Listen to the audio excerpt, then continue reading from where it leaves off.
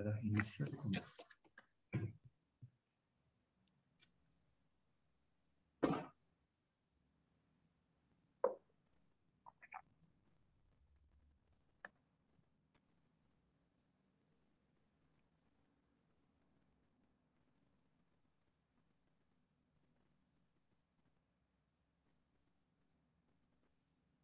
Hola, muy buenos días a todos quienes se están conectando a este seminario virtual, webinario, de exención de los derechos de propiedad industrial para las vacunas del COVID-19. Vamos a dar unos minutos para que las personas que se han registrado puedan comenzar a conectarse.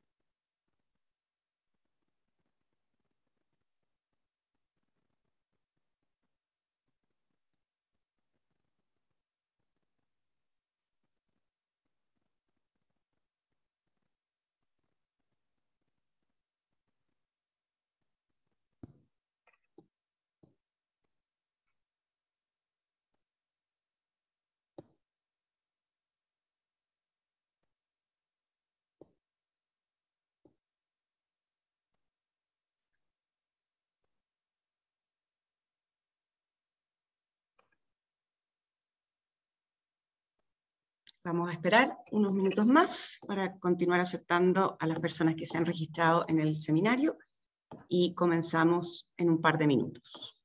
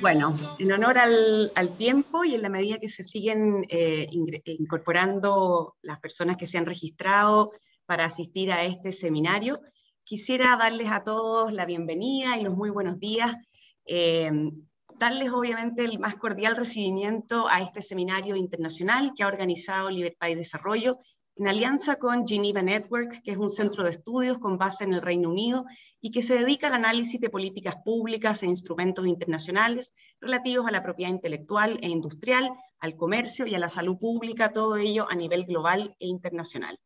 En este encuentro, nosotros vamos a abordar la discusión sobre la eventual exención o suspensión de los derechos de propiedad industrial sobre las vacunas contra el COVID-19. Este tema es hoy motivo de debate en la agenda pública internacional y será conocido y revisado por la Organización Mundial de la Salud en un breve tiempo más en la conferencia ministerial del organismo en Ginebra, Suiza. Y es que, como todos ustedes saben, Sudáfrica e India, apoyados por otros países en vías de desarrollo, están promoviendo esta alternativa en dicho foro, con el objeto, dicen ellos, de contar con un mayor y más oportuno acceso a las vacunas y con los eventuales medicamentos para combatir la pandemia del COVID-19. Actualmente, los miembros de la OMS están divididos en la materia. Estados Unidos ha dado un apoyo tentativo y limitado a la iniciativa, lo que ha resultado de alguna manera bastante sorpresivo. El Reino Unido, Japón y la Unión Europea se han opuesto a esta iniciativa. La Unión Europea, de hecho, ha puesto sobre la mesa una contrapropuesta que busca solucionar este asunto relativo al acceso más equitativo y eficiente de las vacunas, pero es una propuesta diferente.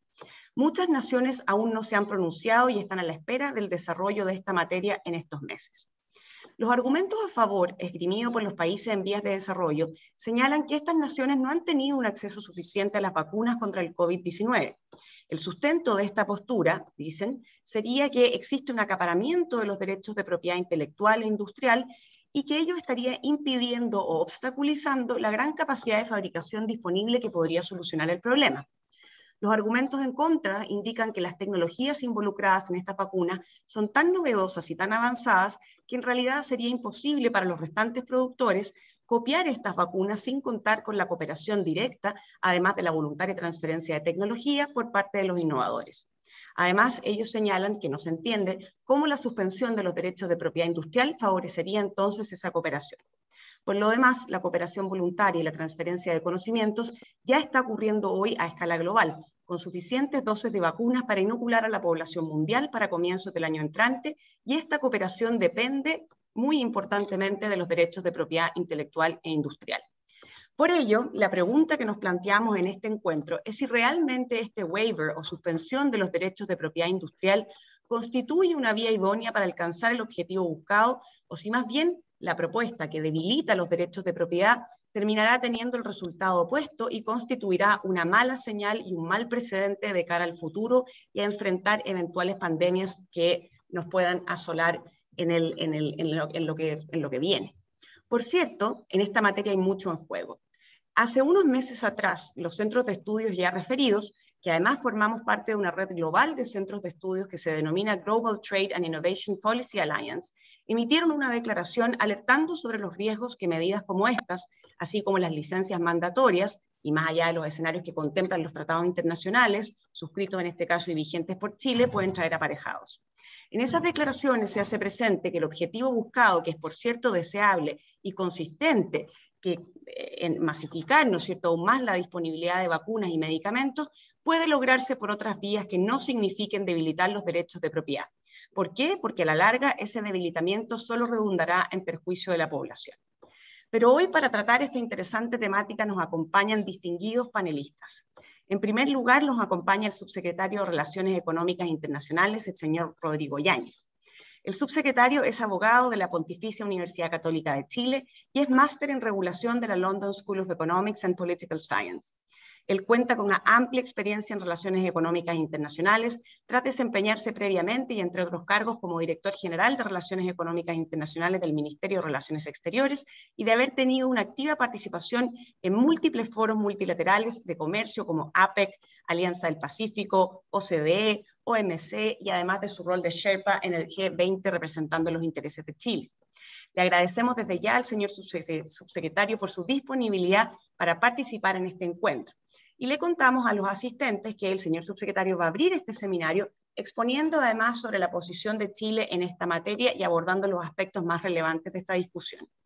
Luego vamos a tener un panel en el que nos acompañan distinguidos profesores nacionales e internacionales, quienes tendrán alrededor de 12 minutos cada uno para exponer sus puntos de vista y luego dar lugar a una conversación en base a sus ponencias y a las preguntas que les efectuaremos. El subsecretario también nos va a acompañar en este panel. Nos acompaña para el panel el profesor Alexander Galetovich, doctor en Economía de la Universidad de Princeton, Senior Fellow de la Universidad Adolfo Ibáñez y Research Fellow en la Hoover Institution de la Universidad de Stanford. El profesor Galetovich es además consultor en temas de libre competencia y regulación para empresas y para organismos públicos y para el Banco Mundial, y su investigación se ha centrado en concesiones de infraestructura, economía de la energía y de propiedad intelectual e industrial. También nos acompaña esta mañana el profesor Mark Schultz. Él es Senior Fellow del Centro de Estudios Geneva Network y el director del Programa de Propiedad Intelectual y Regulación Tecnológica de la Escuela de Derecho de la Universidad de Akron. Fue asimismo profesor de la Escuela de Derecho de la Universidad Southern Illinois y cofundador del Centro de Protección de la Propiedad Intelectual en la Universidad George Mason en Washington, D.C., en la que permanece como un Senior Scholar no residente. Trabajó además con la OSD como coautor del índice Global Trade Secret Protection Index y es una voz muy influyente en los debates de política pública asociados a materias de propiedad intelectual. Desde ya me permito excusar al profesor Ashish Bharadwaj, quien lamentablemente no nos podrá acompañar en este encuentro, según información que recibimos tempranamente esta mañana. Él tiene una situación familiar de salud que lamentablemente no ha podido sortear y se ha excusado con nosotros pidiéndole a todos los asistentes que también lo excusemos en su nombre. Profesores, subsecretario, muchas gracias. Yo quiero informarle a nuestro público que se está uniendo a esta transmisión que durante el desarrollo de este encuentro, tras escuchar a los profesores en el panel, pueden formular sus preguntas, sus comentarios, sus reflexiones a través del chat y en la medida que el tiempo nos los permita, yo iré formulando esas preguntas tanto al subsecretario como a los profesores invitados a este encuentro de libertad y desarrollo. Finalmente, recordarles que contamos con un servicio de traducción para este encuentro, de manera que quienes estimen conveniente pueden usar este servicio dispuesto y lo que deben hacer es pinchar un icono que tienen abajo en su pantalla de interpretación.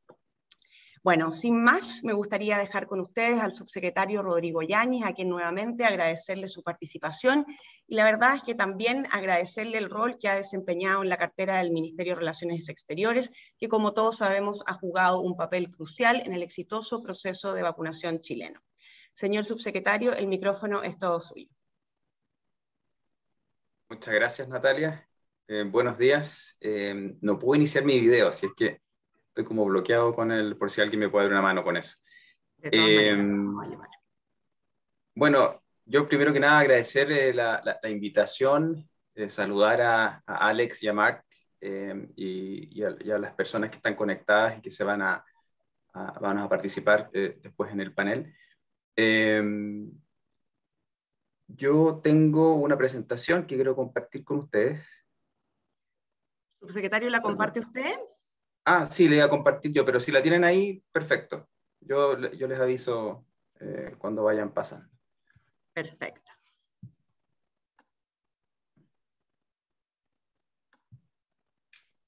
Bueno, en primer lugar, y para iniciar, si podemos ir a la lámina siguiente, quiero partir un poco poniendo el contexto de lo que significa esta discusión del waiver y cómo se inicia.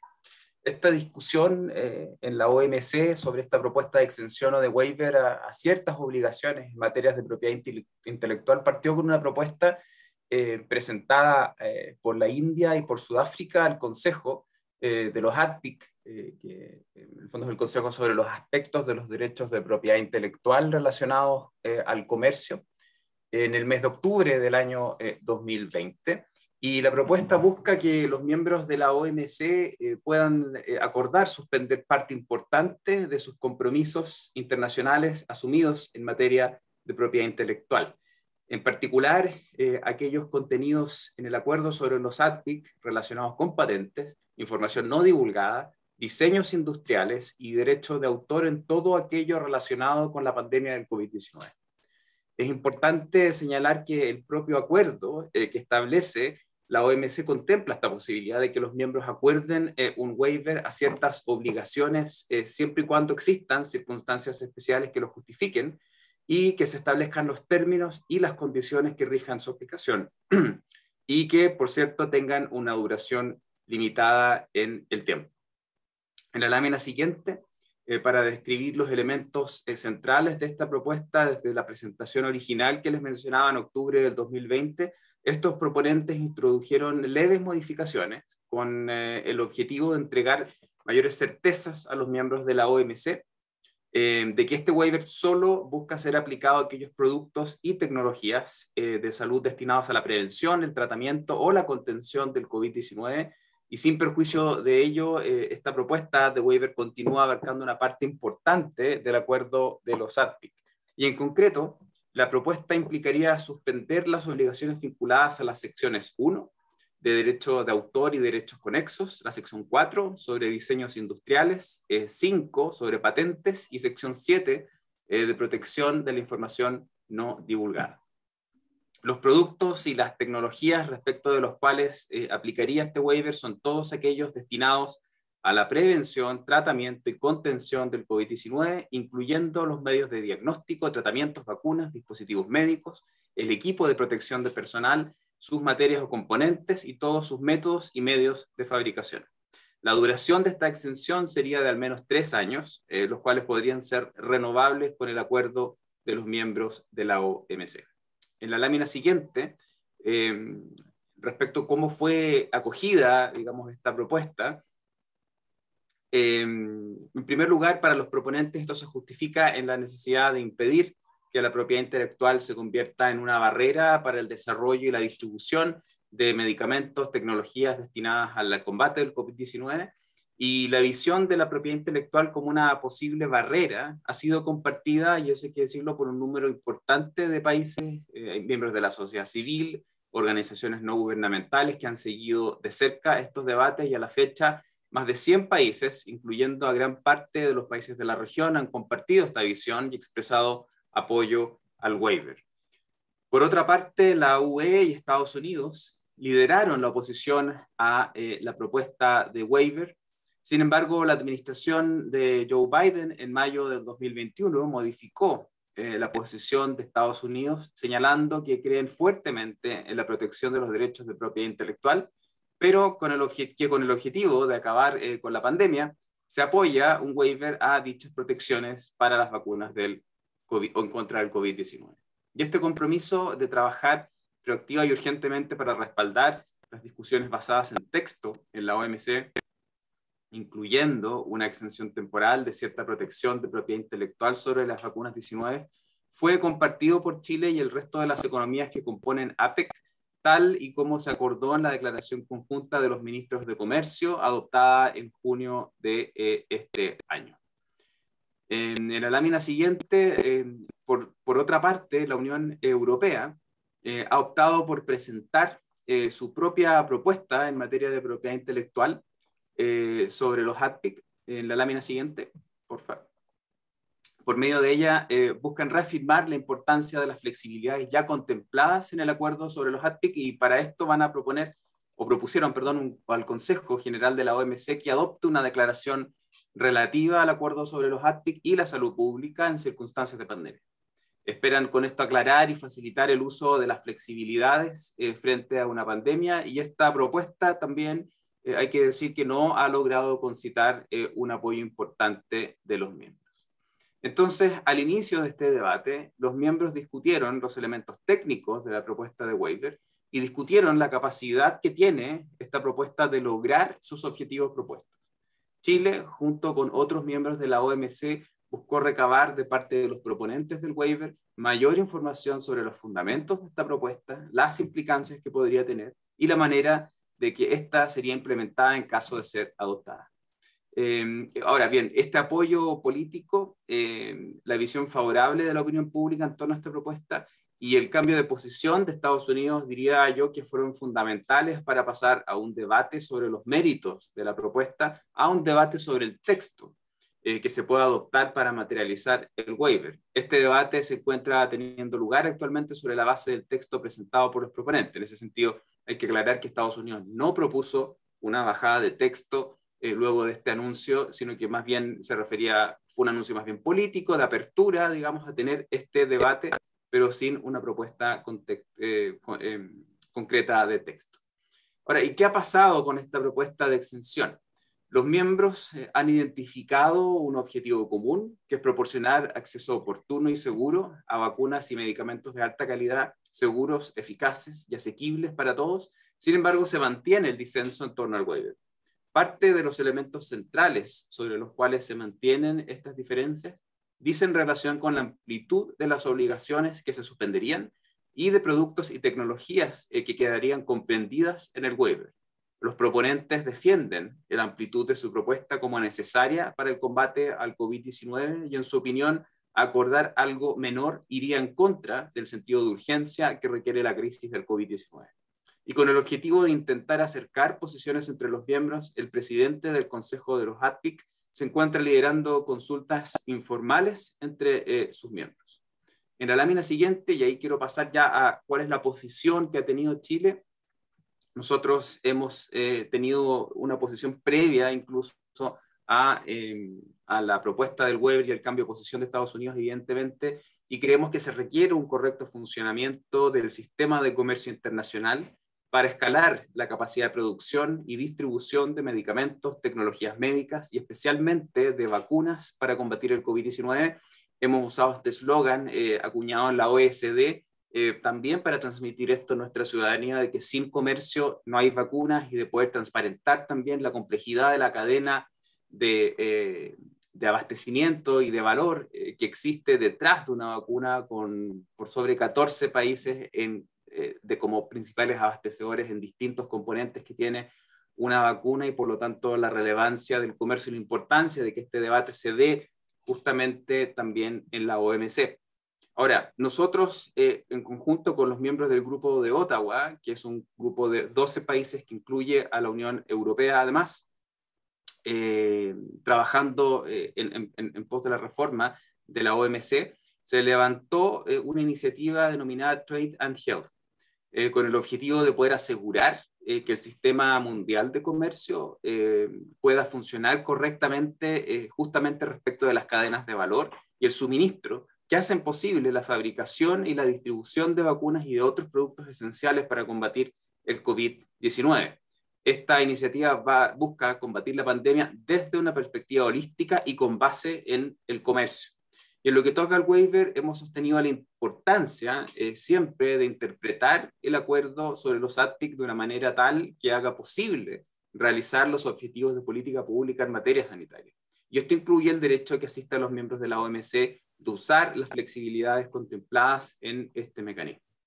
Chile continúa participando de manera constructiva en las discusiones de texto, intentando acercar posiciones de los miembros para alcanzar resultados prácticos y que puedan ser incorporados como herramientas al servicio de los miembros de la OMC, sumándonos al consenso de las distintas declaraciones internacionales que favorecen una discusión sobre el waiver, incluyendo la declaración conjunta de los ministros responsables de comercio de APEC. Pero también es muy importante destacar que el waiver no es la llave mágica, digamos, de la solución del tema y como se señalaba también al comienzo de este seminario por Natalia, existen otros temas habilitantes sin los cuales el waiver, la verdad, es que es simplemente declarativo y una solución en el papel.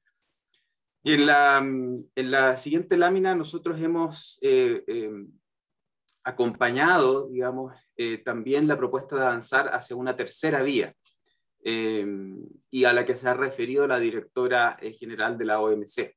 Y lo que hemos destacado es que es fundamental aumentar los niveles de producción de vacunas e iniciar un diálogo con la industria, que es muy necesario, con el fin de explorar estas alternativas que permitan un acceso más equitativo de vacunas para los países, especialmente para aquellos que hoy no cuentan con los medios para obtenerlas.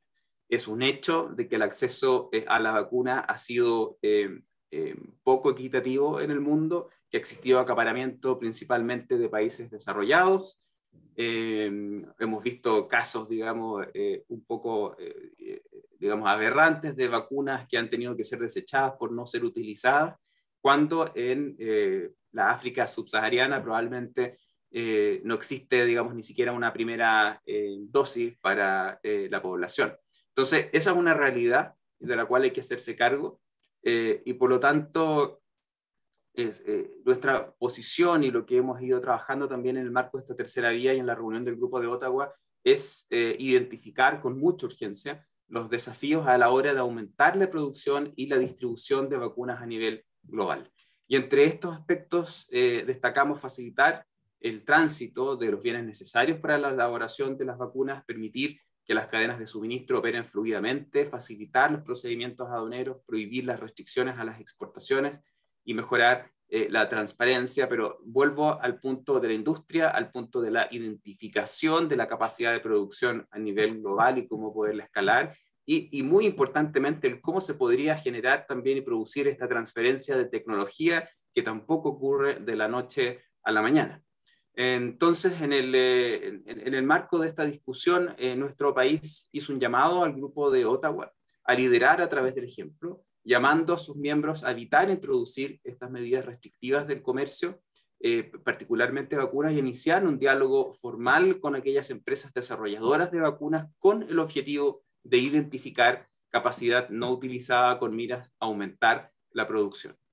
En la lámina siguiente, volviendo a este punto de aumentar la capacidad de distribución y de producción, que nos parece central, y en conexión con el inicio del debate sobre el waiver en octubre del 2020, esta posibilidad de alcanzar vacunas eficaces para combatir con contra el COVID-19 era percibido como un objetivo lejano. Hoy más de 5,7 mil millones de dosis han sido administradas y cerca del 43% de la población global ha recibido al menos una dosis de la vacuna. Más allá de esta inequidad, digamos, de cómo ha ido llegando los distintos, entre el mundo desarrollado, en desarrollo y las distintas zonas geográficas. Y el sistema de propiedad intelectual creemos que ha cumplido un importante rol de facilitador de acuerdos para entregar certeza a las partes. Y esto permite compartir información que de otro modo sería guardada en secreto y dificultaría el alcanzar acuerdos de cooperación. Los marcos normativos deben facilitar esta cooperación y promover la cooperación público-privada.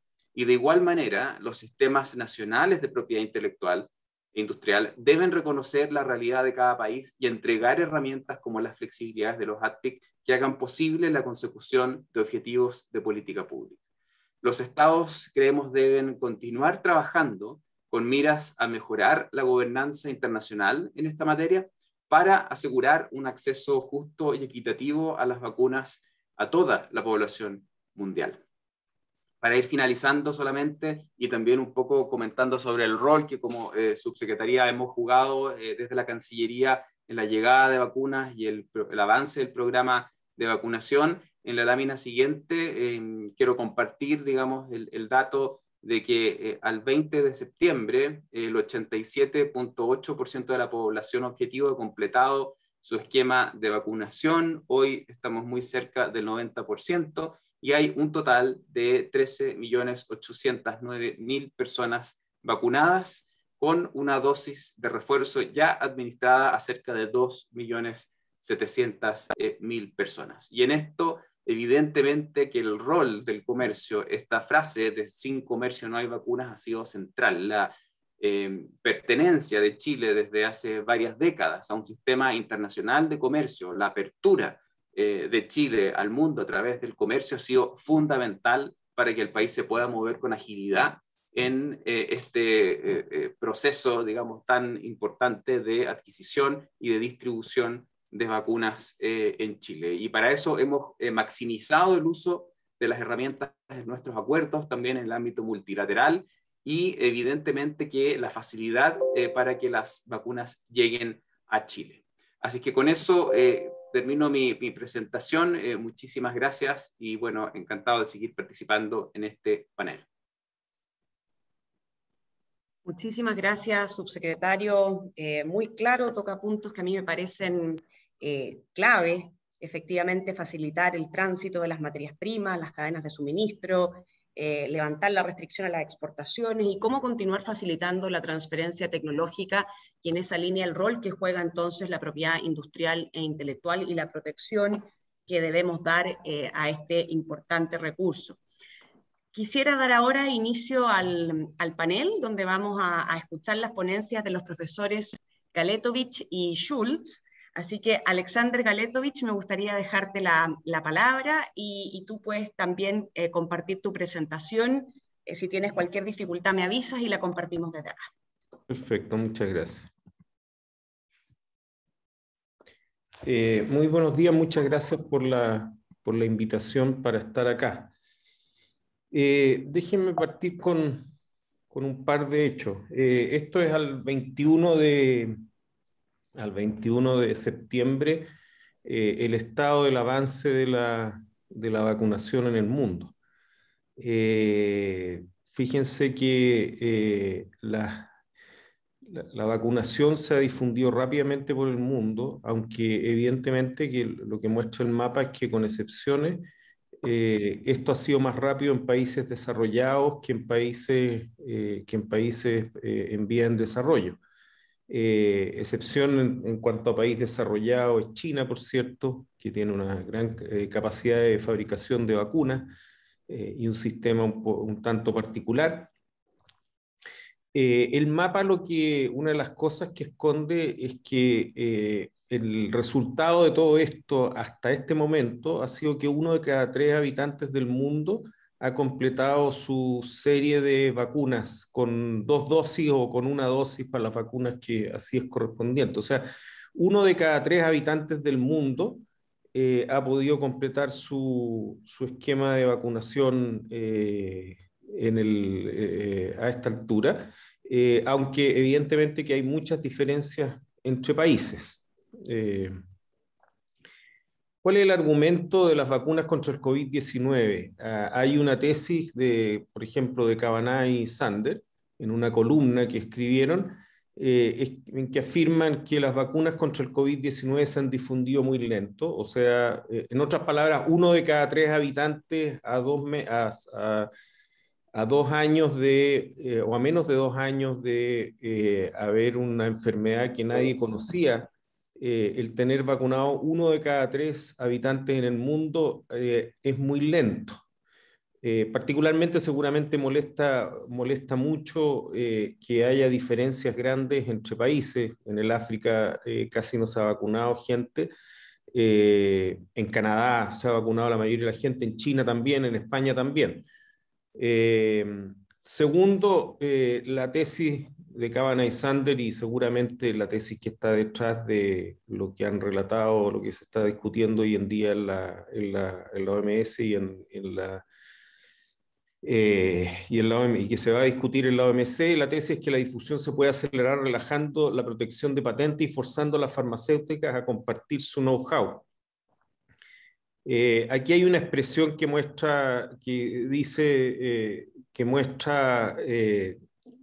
o aquí viene copié una parte de la columna, en que dice que si se colaborara con la Organización Mundial de la Salud, solo en meses, con un costo mínimo, se aumentaría la capacidad de producción de vacunas en el mundo sensiblemente y seguramente todo el mundo se vacunaría más rápido, o sea, mucho más rápido que 1 de cada 3 seres humanos en 9 meses. Hay una posición más seria de esta posición. Yo creo que esto es poco serio, o sea, simplemente que aboliéndolo o relajando la propiedad intelectual, inmediatamente vamos a tener el mundo inundado de vacunas. Creo que no es una posición muy seria, no se hace cargo de la realidad y sobre todo no se hace cargo que la insatisfacción finalmente viene de que en un periodo de seguramente de 9 meses, de acuerdo con esta posición, deberíamos haber estado todos vacunados en el mundo. Cada uno verá si encuentra que eso es razonable o no. Hay una posición más seria, por ejemplo, de Lindsay y de la Brookings, que afirma que el régimen de propiedad intelectual es inapropiado para responder a una pandemia. Lo que dice es que en pandemia cambia la manera en cómo se actúa. Los gobiernos financian fuertemente la generación de las vacunas, como ha ocurrido con las vacunas del COVID-19. Toman parte en el financiamiento y que como contrapartida de ese financiamiento deberían relajarse las normas de propiedad intelectual. Y particularmente lo que dice es que hay aquí un mismatch. Las patentes, si bien estimulan el desarrollo de nuevas vacunas, frenan su difusión porque le dan un monopolio temporal que restringe la cantidad. Y ese monopolio temporal es lo que un waiver debería evitar. La pregunta, a ver, como decía, esta tesis creo que es más seria y es más interesante que la primera, pero la pregunta es si es que realmente estamos viendo monopolio. Y yo creo que no estamos viendo monopolio. Primero porque hay hay una creencia que creo que no es correcta acerca de que las patentes dan monopolio. En general las patentes no dan monopolio, lo que dan es un derecho a explotar, derecho a explotar, si se quiere exclusivamente o bajo licenciamiento, una determinada manera de resolver un problema. Noten que un virus que no era conocido hace menos de 2 años, hoy día tiene muchas vacunas. Uno se pregunta si es que esta evidencia de que hay un montón de vacunas, hay muchas vacunas distintas, si las patentes llevaron un monopolio. Y la verdad es que si monopolio quiere decir una empresa que tiene algo, claramente no hay una sola empresa que tiene algo. Hay muchas vacunas sustitutas unas de otras. Por lo tanto, la tesis de que las patentes otorgan monopolio, una vez más, no describe la realidad. Como les decía, hay 6.000 millones de dosis ya entregadas el 21 de septiembre. 1 de cada 3 humanos ya fue vacunado. Todo esto en 9 meses. O sea, desde que existen estas vacunas, o desde que se están fabricando masivamente, y en 9 meses, 6.000 millones, o sea, 1 de cada 3 humanos ya está vacunado. No hay ninguna evidencia de que los fabricantes estén restringiendo la cantidad producida, todo lo contrario, las plantas están produciendo a capacidad. De nuevo, no es muy parecido a lo que hace un monopolio que se supone que restringe la difusión. La lentitud de la producción de vacunas, y esto está bien establecido, se debe a que hay un tremendo shock de demanda que ha creado escasez de insumos.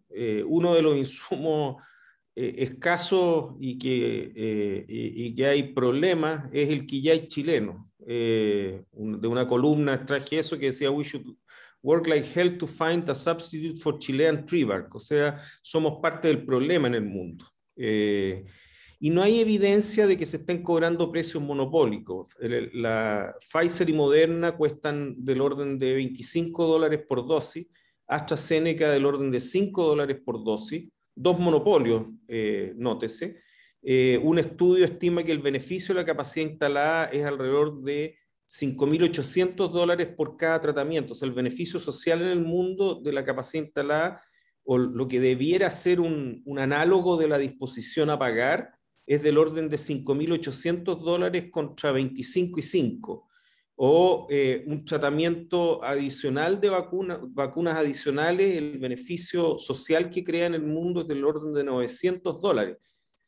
A pesar de las patentes, no toda esa disposición a pagar necesariamente se materializaría en un mercado, porque para materializar, o sea, se materializa hay mucha externalidad en esto. Pero lo que nos dice esto es que a pesar de las patentes hay una grotesca divergencia entre el beneficio privado y social, y no pareciera que los fabricantes están cobrando todo lo que podrían cobrar, ni mucho menos. Ahora, ¿es una solución esto? El problema principal de esta propuesta es que es lo que pasa con muchas políticas públicas. Una supuesta solución a un problema, la verdad es que no es solución, y en el intertanto distrae de cuál es el problema, cuáles son las causas y las consecuencias del problema específico, y hace que no se avance en la dirección correcta de la solución. Lo que hay que hacer acá ahora, independientemente de cómo se haga, es aumentar y acelerar la vacunación, que requiere aumentar la capacidad de producción de vacunas rápido. Hay un estudio publicado en Science que dice cómo hacerlo. Los gobiernos deberían contratar capacidad y entrega fecha, una solución pública que ocupa la economía privada. Esto no es que el sistema de propiedad intelectual sea suficiente o sea, el sistema de propiedad intelectual ciertamente tiene mucho que ver con esto que estamos viendo acá, no con la diferencia que a África no llegue, pero sí con que que 1 de cada 3 seres humanos ya haya sido vacunado. Sin embargo, seguramente para llegar al África se necesita una solución pública. Es muy difícil pensar de que simplemente un waiver de propiedad intelectual va a hacer que mágicamente África se vacune. Lo que necesita África son vacunas y necesita un sistema logístico de distribución, y eliminar la protección de la propiedad intelectual seguramente no va a hacer mucho para eso. Sí, esta solución de nuevo de que con los gobiernos, particularmente los países desarrollados, que son los que tienen más plata, deberían contratar capacidad, ¿cómo se llama? Capacidad y entrega a fecha.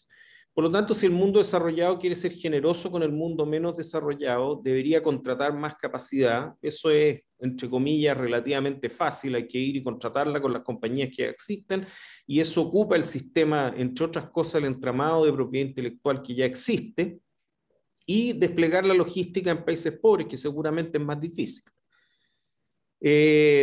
Ahora bien, si se necesita intervención pública acá para difundir las vacunas aún más rápido y para llegar a países como los países africanos o para llegar a países como los países latinoamericanos donde la difusión ha sido muy lenta, ¿qué es lo que no hay, ¿cómo se llama? No es dar un empujoncito en la dirección correcta el eliminarla o el suspender la propiedad intelectual.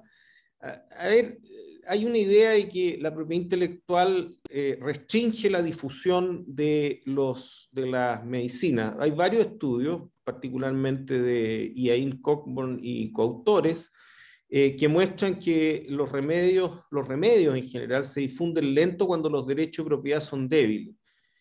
Muchas veces los gobiernos usan controles de precio y la protección en muchos países de patentes es débil.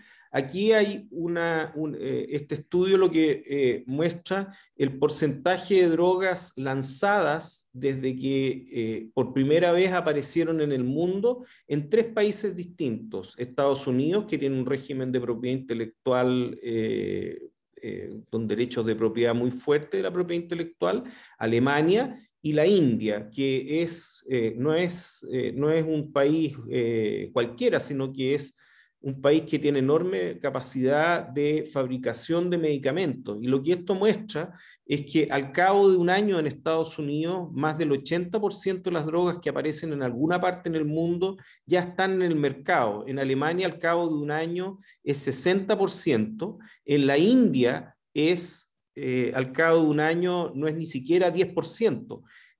Muchas de estas drogas nunca llegan en realidad a la India. ¿Cómo se llama? O se demoran muchos años o finalmente nunca llegan. Y una de las razones, aunque quizás no la única, es que en la India, ¿cómo se llama? Los derechos de propiedad intelectual son más débiles que en Estados Unidos o en Alemania. Esta es una de las consecuencias no deseadas que tendría seguramente una medida como esa.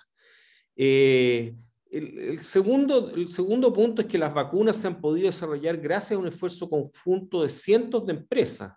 Las vacunas no han surgido solamente porque Donald Trump decidió hacer un contrato con ¿cómo se llama? Con empresas farmacéuticas para que produjeran rápido una vacuna. Eso ciertamente en situaciones de emergencia probablemente es algo que conviene que los gobiernos hagan, porque acelera el proceso de tener vacunas, pero no es ni con mucho algo suficiente.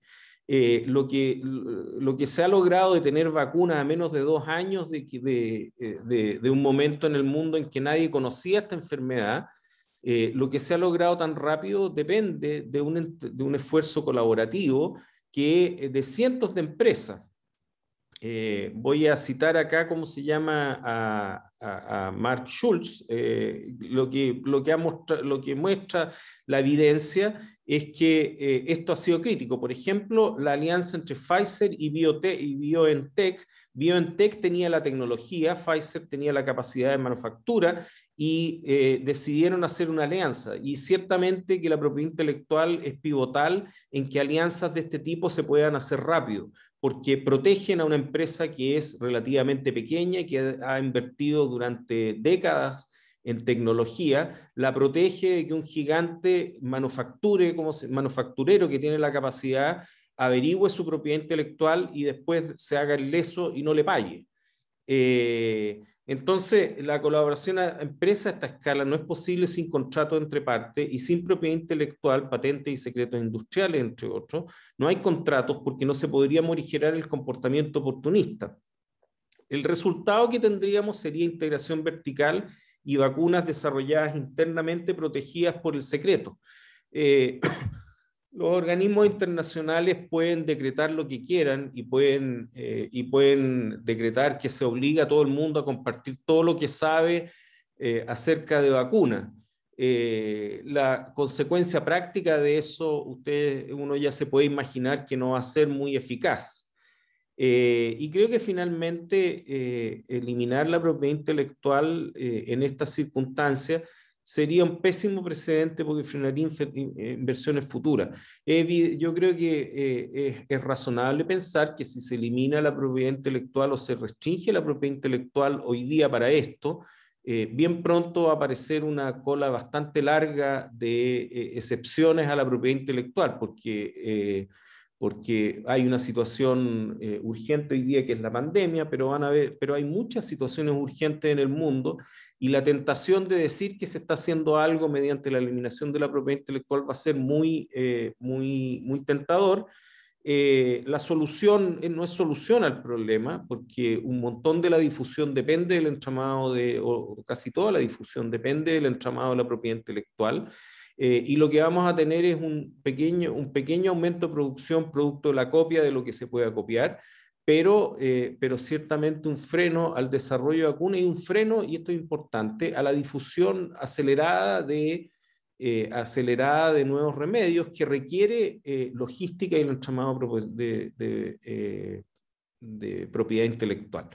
Entonces, yo creo que el defecto principal de esta propuesta es que simplemente no es la solución, no es una solución eficaz al problema. Y como muchas soluciones de política pública se suelen proponer, simplemente se sostiene en premisas que no son correctas y que si se adopta la política pública, al final el problema va a ser más grande, no más pequeño. Muchas gracias. Muchas gracias a ti, Alex, por esta interesante presentación y además con hartos datos y contenido. Yo comparto las conclusiones que tú has expuesto. Bueno, y ahora quisiéramos darle la palabra al profesor Mark Schultz. Mark, bienvenido. Muchas gracias por acompañarnos esta mañana desde Inglaterra. Mark, el micrófono es todo suyo.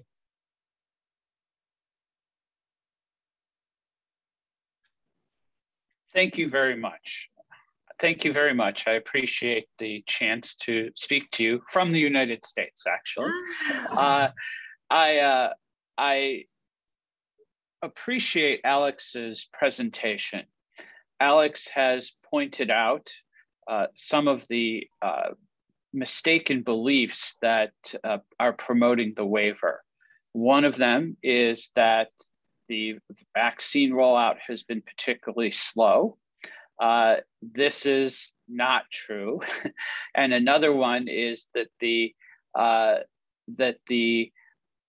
innovators, the owners of the vaccine technology are not sharing their technology. This is also not true. The reason I can relate to you that these understandings are mistakes is because I have spent the last several months studying the manufacture of these vaccines. We have talked, and my research team has talked to several dozen experts from the leading companies involved in vaccine production, and not just the companies that own the technology, but also the many companies that are collaborating with producing vaccines. So I want to tell you about some of the findings we've made in recent months and tell you just how much collaboration is going on and why intellectual property has helped make this innovation and collaboration possible. So the pandemic has presented humanity with unprecedented challenges. And researchers and biopharma companies responded with unprecedented innovation. They developed and delivered COVID-19 vaccines in record time.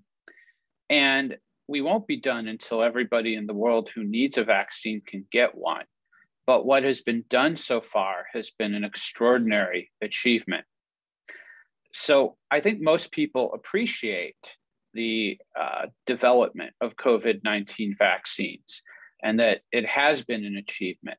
But I think many overlook just how large the effort has been, and most are unaware, I think, of the extensive collaboration among biopharma companies and other institutions that made these treatments possible, and just how new and innovative this technology was. So the first thing to understand is that COVID-19 vaccines and treatments are the product of great science. They're also the product of public-private partnerships, and they also were created by many years of hard work and investment. But one key ingredient to all of this success has been the intellectual property system. The intellectual property is not what made the vaccines, it's the great science and the hard work that made the vaccines. But intellectual property made all of this possible. Intellectual property encourages innovation. It helps secure investment, the investment that's essential at every step of the process of getting a vaccine from the laboratory to patients. Intellectual property also enables cooperation and coordination among biopharma companies and other institutions. So let me talk first about some of the innovation that has occurred with respect to vaccines. Two of the most important technologies for vaccines have been the mRNA vaccines and the viral vector vaccines. These are both relatively new technologies. The adenovirus viral vector vaccine, such as AstraZeneca and Johnson & Johnson, those vaccines, that technology had only been used in one approved vaccine. It's been studied for decades, but there had only been one vaccine previously produced for Ebola that used that technology. And certainly it had never had to be produced in billions of doses. The mRNA vaccine technology was even more new. The mRNA vaccine technology had never been used before in an approved treatment. It had never been produced outside of small batches in the laboratory. So producing it at scale was entirely new. The mRNA vaccines are a good example of the role of intellectual property in producing vaccines. The mRNA vaccine, the technology for mRNA has been studied for decades, but the key breakthroughs that have allowed for the vaccines to be produced had not really occurred in research laboratories and universities until 2005. Once those key breakthroughs had occurred, the researchers started to examine this technology to determine if it could be used as a vaccine and could be produced and given to patients. It took another 4 years before a key breakthrough by Dr. Derek Rossi in his academic laboratory at Harvard showed him that it was going to be potentially possible to produce these vaccines. At that point, he shared his research with potential investors, and they helped found the company Moderna in 2010. Moderna needed another has since received $2 billion in investment and has worked for another decade to develop this technology. And the world is very fortunate that Moderna and also BioNTech in Germany had been working on this technology for 10 years, and it just happened to be ready by early 2020 to attempt to produce a vaccine. And the reason they were able to get this investment was because they had the security of intellectual property rights. Before the pandemic, I talked to Derek Rossi, the academic founder of Moderna, and he once said to me, "You could have the coolest idea ever in the world. It will never get developed into a medicine without intellectual property because investors need the security to put the money into a company like Moderna." What he was explaining was that Moderna could not have got its start without private investment. And that private investment is very risky. Investors understand when they put money in a biotech company that they will probably lose it. Most biotech startups fail. Moderna and BioNTech are the fortunate exceptions. Their technology worked out, but investors understand that it's risky, but there is a reward potentially if the risk pays off. The one risk that investors cannot tolerate, though, is that if the technology is successful, it will be taken away. If an investor knows that if they invest in a biotech company and the money, the success will cause them to lose their investment, they would be very foolish to invest this money, and they will look elsewhere. Not out of spite, not because they don't want people to be cured or medicines to be available, but because they have responsibilities to the pension funds they represent. They reasonably want to be able to make a return on their own investment, so they will look elsewhere. They may put their money in lifestyle brands and food and beverage companies instead of biotech companies. And this is not just a conjecture. This is something that research has shown, my own research has shown, that investors are very responsive to changes in the patent system because when you change the patent system, when you change the IP system, you make their investments more risky and their money will go to places with a lower amount of risk. And if that happens, we will not have future BioNTechs and future Modernas there for us. So that's one challenge. If we want innovation, we need to secure investment, and we secure investment by granting and respecting intellectual property rights. The other important thing to understand, though, is that intellectual property rights encourage cooperation. Alex talked about how sometimes intellectual property rights are viewed as a monopoly. And when we hear that, we imagine that a monopoly, is a company with a monopoly wants to keep their product to themselves, does not want to share their technology or share their markets. But that's not really how intellectual property works usually. Most of the time, intellectual property actually allows companies to share information and to collaborate in ways they could not, because it makes collaboration safer.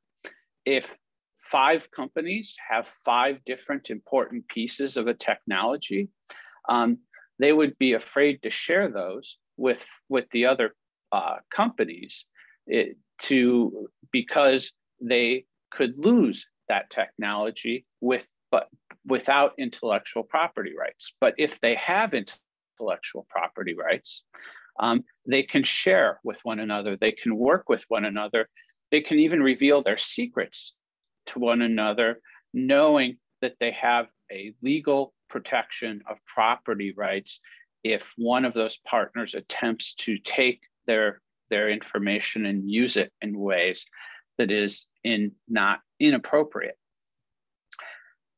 The important thing to understand about COVID-19 collaboration is that vaccine production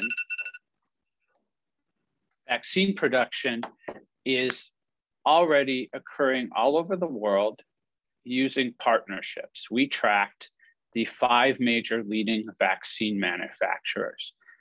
We were able to find 73 publicly announced collaborations. To summarize, AstraZeneca, Johnson & Johnson, Moderna, Novavax, and Pfizer-BioNTech are working with over 40 manufacturing partnerships to produce the main components of the vaccine. Some of these companies with whom they're working are competitors, such as Novartis, Merck, and Sanofi. They have over 27 fill and finish partnerships to place the vaccines in vials, label, and prepare them for distribution. They have 6 distribution partnerships to provide regional capabilities in over 25 countries. When a vaccine innovator chooses to work with a partner, they have to teach them how to make the vaccine. Pfizer described this process to the Wall Street Journal. To manufacture an mRNA vaccine, Pfizer developed a 50,000-step process. Pfizer identified and works with 86 different suppliers. The vaccine requires 280 materials in total, 10 to 15 of which are novel to the mRNA vaccine.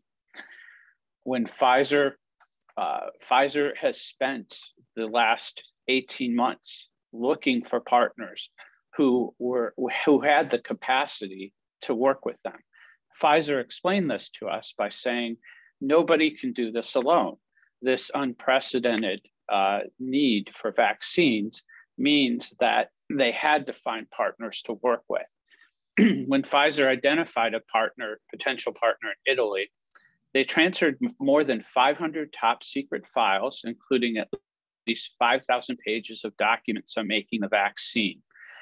They sent a 24-person team to the factory in Italy, the Thermo Fisher factory.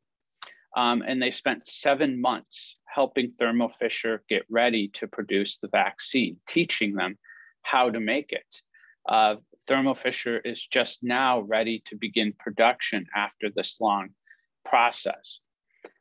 Even just filling and finishing the vials, the last step in vaccine production, requires specialized knowledge.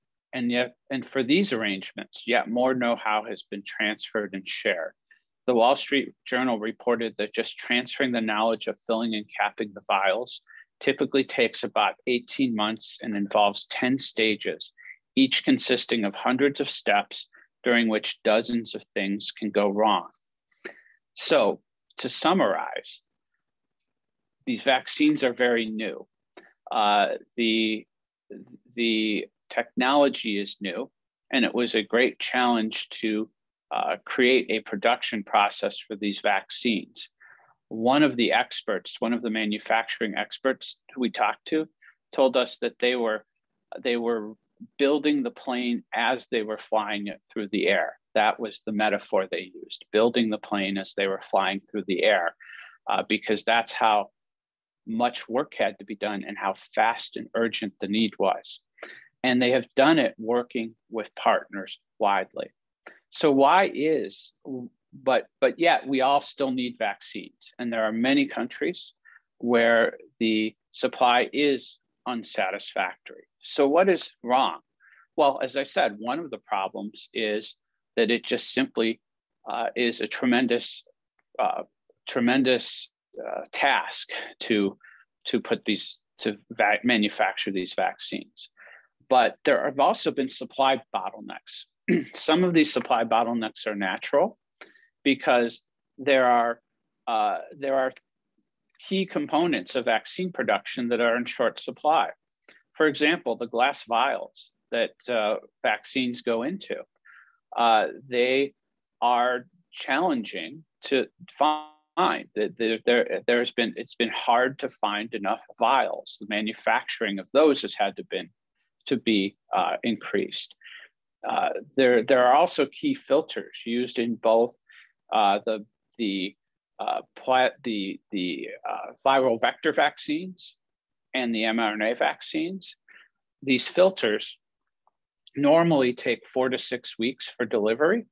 There is currently a 5-year waiting list for them.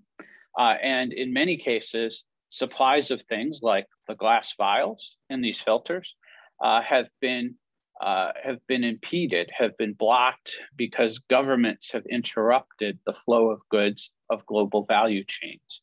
The governments have imposed tariffs or restrictions on export that have slowed down this global network of manufacturing in over 25 countries where vaccines are being manufactured. Many companies manufacture their vaccines in several different countries from beginning to end. They must, move supplies and vaccine components over borders and across and through countries in order to get a dose of vaccine produced. The last thing I'd like to say is the challenge of it, the problem of inequitable distribution of vaccines is a product of vaccine nationalism. Now, governments have ordered vaccines. They have contracts with vaccine producers to make vaccines. The governments did a very important and helpful thing when the US government ordered many doses of vaccines. Many other countries did. They ordered doses of vaccines before they knew these vaccines would work, and they promised to buy them if they worked. And so they've ordered more than they needed. For example, Canada has ordered 12 doses of vaccine for every Canadian citizen. The US oversupply is around 4 to 5 times as many doses as the US citizens will need. This was a good thing at the beginning because companies were able to work on vaccines knowing that they were risking failure. If the vaccines didn't work, the governments were not going to buy them. But they knew if they did work, they would have a market for the vaccines. They had a promise to buy the vaccines if they worked. But now that we are making progress on vaccinating populations, now that we have the vaccines, the governments that have these contractual commitments that have sufficient supply need to release the vaccine manufacturers from these contracts. They need to excuse them and allow them to distribute the vaccines more equitably. This is starting to happen, but I am concerned that the US, for example, was proposing to offer booster doses, 3rd or potentially even in the future, 4th doses of vaccine to healthy younger people. Now, we fortunately made the decision to focus only on the most vulnerable population with booster doses, which means we can now release the doses we had ordered or already have supplied to other countries. And I think this is the most important step many of the most wealthy countries can take. The EU, the US, Canada, and others who've ordered more vaccines than they need to start sharing them with the world. And with that, I will conclude and thank you for allowing me to share.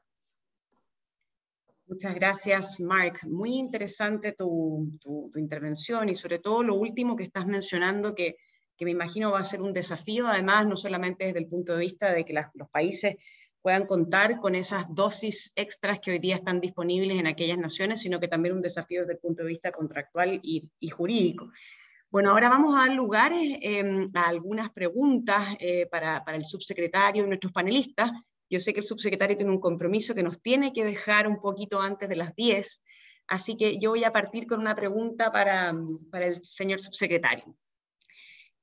Me parece a mí concluir de su presentación, subsecretario, que la posición de Chile en la OMC más bien va justamente apuntada en la línea que remarcaban nuestros panelistas, en el sentido de cómo potenciar aquellos canales de distribución, cómo potenciar que las naciones liberen las restricciones al comercio, y no plegarse a la posición que hoy día están marcando Sudáfrica e India.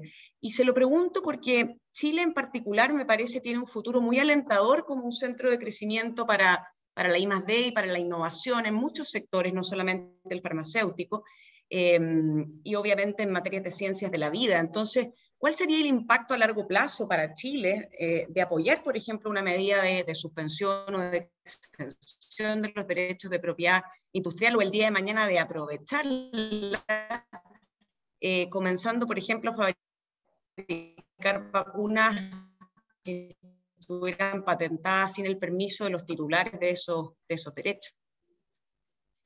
Gracias, Natalia, por la pregunta.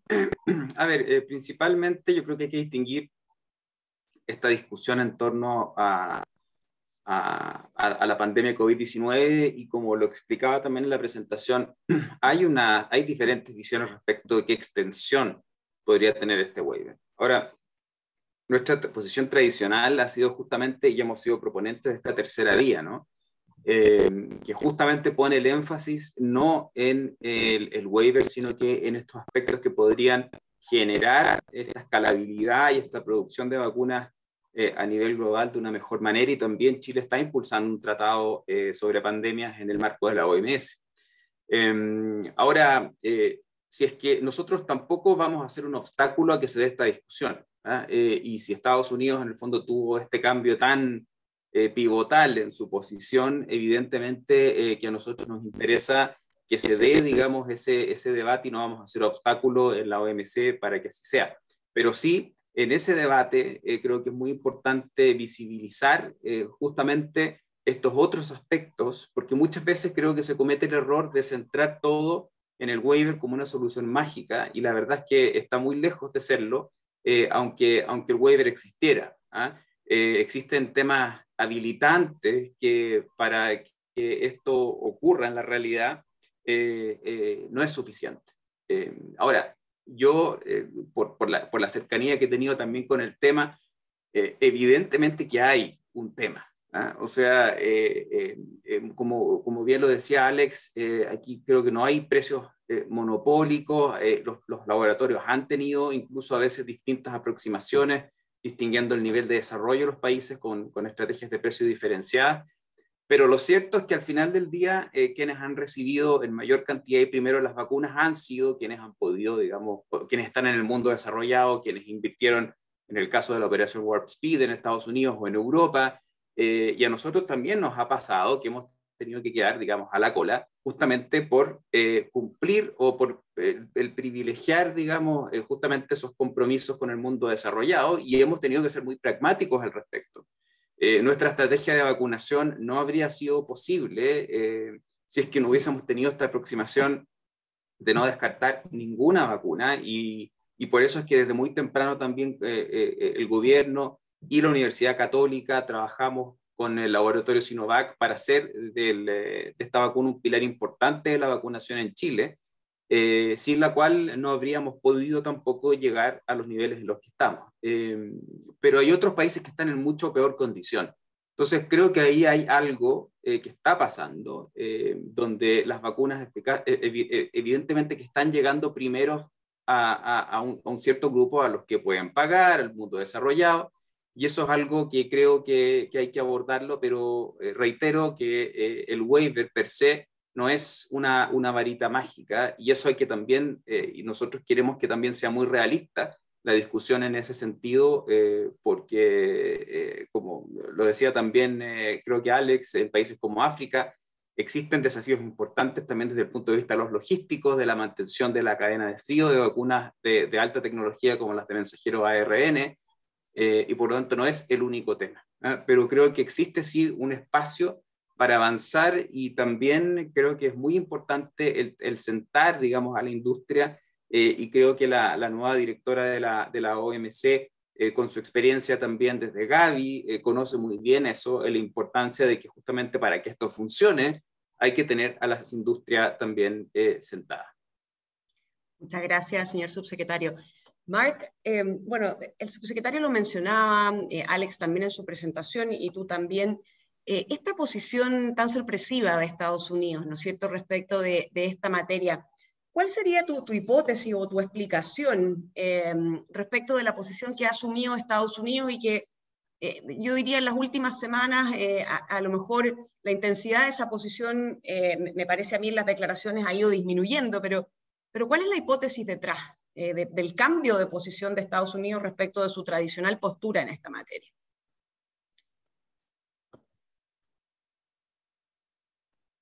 I believe it's really a matter of domestic politics and diplomacy that the U.S. I assume believed that the new U.S. administration believed it could show that it cared, show that it was willing to work with the world.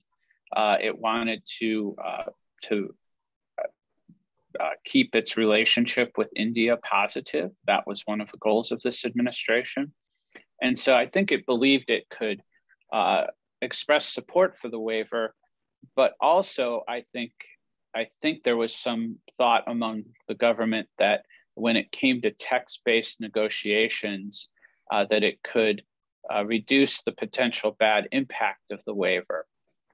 I think, though, that this is a foolish strategy because supporting the waiver sets a precedent that will undermine the global IP system that has worked so well to produce these cures.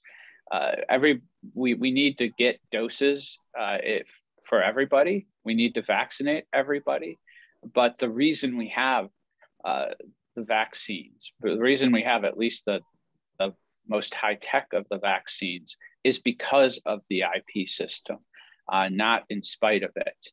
And I think we actually owe it to future generations. We owe it to ourselves that when the next pandemic comes, we will continue to progress and innovate, and that we will have the technology to meet future challenges. So thank you. No, muchas gracias a ti. Alex, tú comentabas en tu presentación que ciertas de las tesis que están detrás de esta suspensión temporal de los derechos de propiedad industrial se sustentan en que en buena parte los distintos estados o naciones han contribuido al financiamiento de estas vacunas y que sin esa contribución las vacunas no hubiesen sido posibles. ¿Te parece a ti que ese argumento del financiamiento gubernamental a la investigación y desarrollo de las vacunas es suficiente, es plausible para señalar o concluir que entonces el sector privado no debiera tener la protección de la propiedad industrial de estos productos finales? ¿Te parece legítimo ese argumento? ¿Cuál es tu visión al efecto? Porque de hecho eso es una discusión que aquí también se ha levantado. Me parece que más que si sea legítimo o no, me parece que es una posición bien ingenua porque presume de que la condición necesaria y suficiente para que hayamos tenido vacunas es que los gobiernos hayan decidido comprar dosis de vacunas antes de que antes de que supieran si es que iban a funcionar o no. Una política pública que tiene pleno sentido se expande para decir esto fue lo que causó el que tengamos vacunas y por lo tanto hay que eliminar los derechos de propiedad. También uno podría decir, mire, eliminemos el derecho de propiedad sobre las fábricas también, porque entonces yo creo que el problema es que se pega un salto lógico, ¿cómo se llama? Un salto lógico para llegar a concluir que dado que los gobiernos financiaron hay que eliminar la propiedad intelectual, que como Mark bien explicó, ha sido pivotal para que exista la capacidad de reaccionar al COVID-19 produciendo una vacuna en menos de un año. Entonces yo creo que el problema de nuevo, el problema del argumento es que no es un buen argumento nomás. No es que sea legítimo o no sea legítimo. Creo que simplemente el argumento no se sostiene. Muchas gracias. Una pregunta para todos. Dado lo que ustedes cuentan y las dificultades, ¿no es cierto?, que experimentan las distintas naciones y el tiempo, el plazo, ¿no es cierto?, que toma una vez que se hacen estas alianzas entre los innovadores y los fabricantes, los productores, el tiempo que toma enseñar, ¿no es cierto?, a las distintas partes involucradas, habiendo propiedad intelectual que motiva esas alianzas. ¿Ven ustedes detrás de la iniciativa de India o de Sudáfrica de sentar un precedente en la OMC complejo para los derechos de propiedad industrial, quizás con miras a retroceder en la última medida del acuerdo sobre los ATIC? Porque la verdad es que la iniciativa que se promueve, cuando uno la aterriza en la realidad, y como decíamos en este seminario, no es una varita mágica, pareciera ser que no va a dar frutos tampoco, ni siquiera en plazos razonables. Entonces, a veces uno se cuestiona cuál sería la motivación de esas naciones y a lo mejor poner o volver a poner en discusión el acuerdo sobre los ATIC. ¿Ven algo de eso o no? A todos, señor subsecretario Mark Alexander. A ver, solo brevemente, o sea, en el fondo, los ATIC tienen herramientas de flexibilidad importantes, que también ha sido algo que nosotros hemos querido impulsar. La propiedad intelectual, evidentemente que admite excepciones y es importante aprovechar esas flexibilidades, y creo que no se ha hecho uso pleno de las que incorporan o las que permiten, digamos, el acuerdo de los ATIC, y eso es algo que también no hay que dejar de lado, ¿eh? Y creo que se pueden dar pasos sin poner en riesgo, digamos, los incentivos que existen respecto de los derechos de propiedad intelectual. Y evidentemente que si se tiene esta discusión en conexión con el COVID-19, la extensión, digamos, es algo que pasa a ser central. Nosotros estamos convencidos de que evidentemente que esto existe, y si queremos también convertirnos en un polo de desarrollo hacia el futuro, la propiedad intelectual es central. Pero hay aspectos y herramientas que permiten flexibilizar, digamos, esa protección, y que creo que hoy día no están siendo plenamente aprovechadas. ¿Algún comentario, profesores Galetovich y Schultz? Yo creo que lo que se ve es algo que se ve en muchas industrias donde la propiedad intelectual es importante. Los que manufacturan y tienen que pagar derechos por esa propiedad intelectual quieren que la propiedad intelectual se debilite. Y los que desarrollan propiedad intelectual quieren que la protección sea la protección sea fuerte. Y no es casualidad seguramente que la India esté proponiendo esto, porque tiene una capacidad manufacturera importante, y seguramente desde el punto de vista de quienes son dueños de esa capacidad manufacturera, debilitar los derechos de propiedad y permitirles manufacturar es una buena proposición de negocio, y por lo tanto no es sorprendente que la India esté promoviendo debilitar los derechos de propiedad. Esa es una discusión, como digo, se ha dado en muchas industrias, y hay argumentos para los dos lados. Los dos lados tienen sus argumentos y defienden, unos quieren propiedad intelectual más fuerte, otros quieren propiedad intelectual más débil. Mi opinión es que la propiedad intelectual más débil lo que haría es favorecer a empresas grandes, y empresas que van a sustituir esta colaboración de la que habla Mark por ¿cómo se llama? Por procesos internos, y eso va a hacer más lenta el progreso tecnológico. Muchas gracias, Alex. So much of the vaccine technology is new, but the idea for the waiver is not new. The waiver is not innovative. It's the kind of proposal that has existed almost since TRIPS was ratified in 1995. There's a strong ideological opposition to intellectual property, and many civil society groups have promoted this point of view. And at every opportunity, during every crisis, during every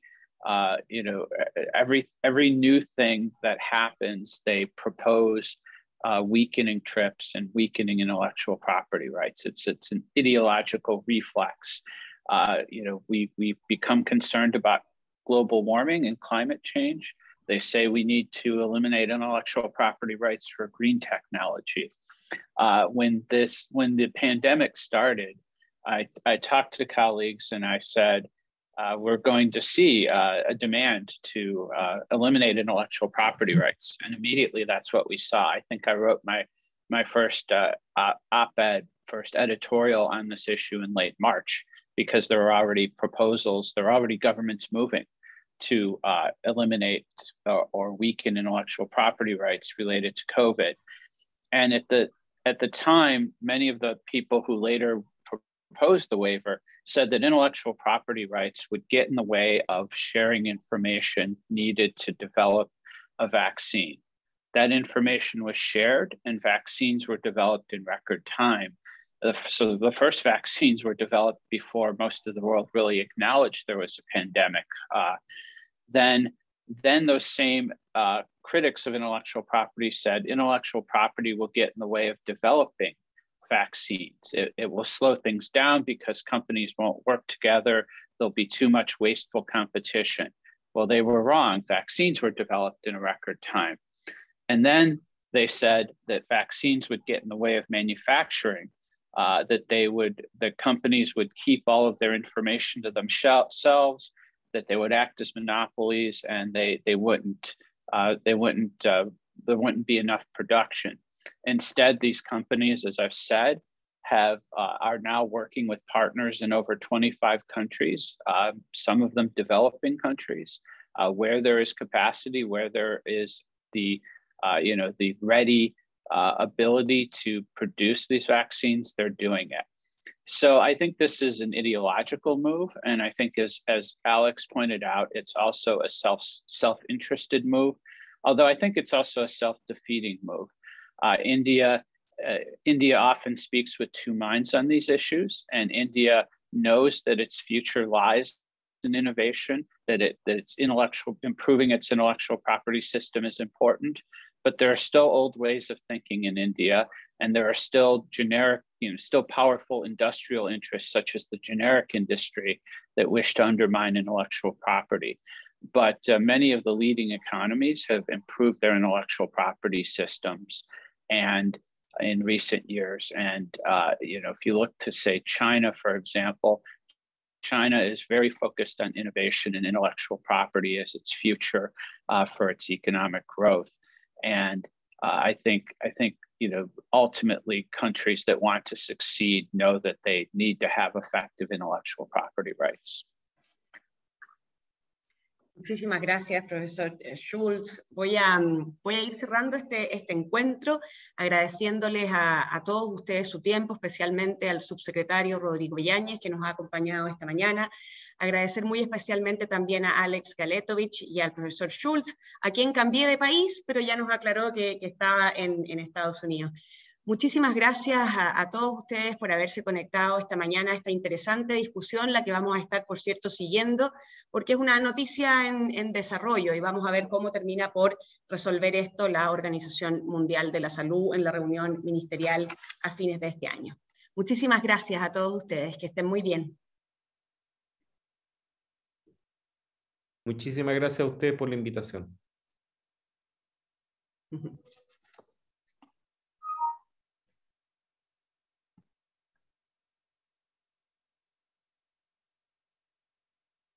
Estamos fuera, ¿no?